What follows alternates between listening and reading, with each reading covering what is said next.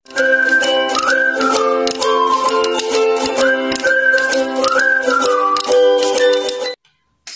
good morning sa ating lahat. So, for today's vlog, gagawa po ako ng tuyo na may kamatis na para siyang sweet and sour. Yun. So, luto na ko. Let's go para sa ating lunch. So, today pala is Tuesday, January 17, 2023. So, ito yung luto ng tuyo.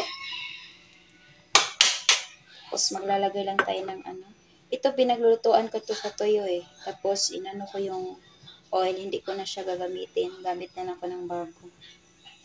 Para malinis yung ating oil. So maglalagay ako ng garlic.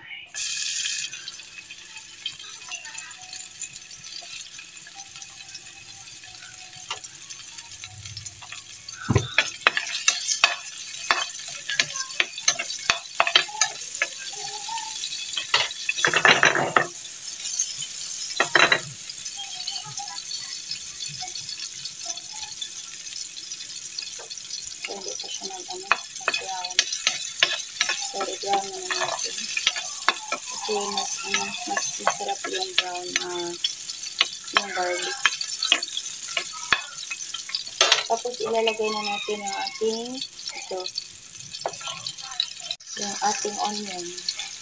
Mahal na yung onion, yung maliit na onion is 20 pesos. So 20 pesos yung maliit. Ayan.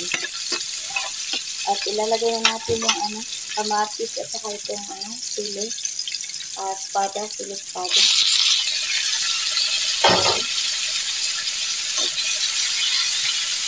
Tapos lagyan ko lang siya ng suka. Ilalagay ko ng suka at saka yung brown sugar. Wala na salt kasi maalat na ito. Free pala ito binigay ng sa suki ng sa market ng asawa ko. So binigay lang ito. So ito yung pares ng aming nilagang baboy. Tuyo na may kamatis. So yan, magluluto ako ng So dapat siya, mag-juice yung kamatis, lalabas yung lang. Tapos maglalagay na ako ng suka. Yan, tansya-tansya lang yung paglalagay ng suka. Hindi siya walang measurement. So, tinansya ko lang. Masarap kasi yung yung parang sweet and sour yung yung tuyo. Tapos itamari sa nilagang baboy. Sobrang sarap. Yan. So, yan. Tapos ilalagay na natin ang ating tuyo.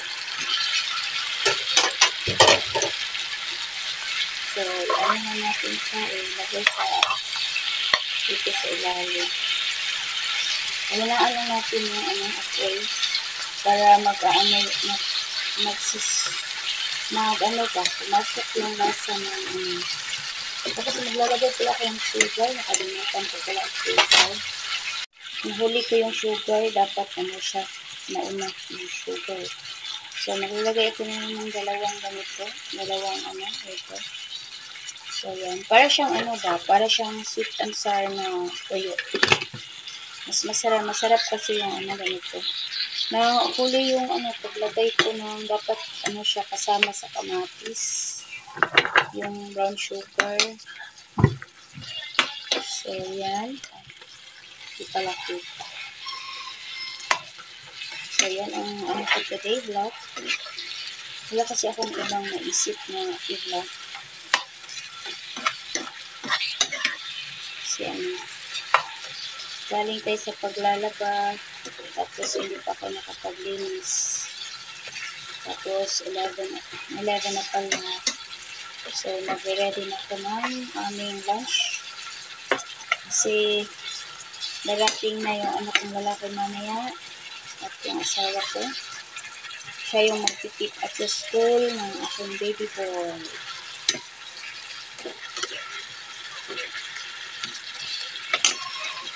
So, ipaano muna natin yung kamatis, yung talaga siya madurog. So, hayaan muna natin siya na mahina yung apoy para madurog yung kamatis at lalabas yung juice. Tadaan! Yan, luto na yung aking tuyo na may kamatis. Yan na siya. Masarap na siya na medyo maanghang. Yan.